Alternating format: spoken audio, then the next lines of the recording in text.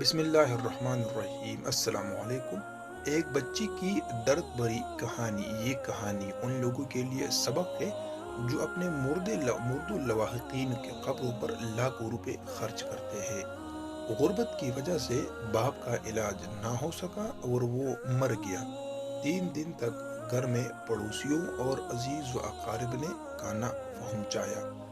گھر میں پھر سے فاقے شروع ہو گئے اور خوراک نہ ملنے کی وجہ سے بھائی بیمار ہو گیا۔ تو بچی نے ماں سے پوچھا، بھائی کب مرے گا؟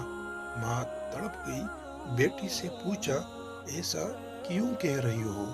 تو بچی نے معصومانہ جواب دیا، امی، بھائی مرے گا تو کھانا ملے گا۔ مردوں کی قبروں پر خرچ کرنے کی بجائے زندہ لاشوں پر خرچ کرنا سیکھو۔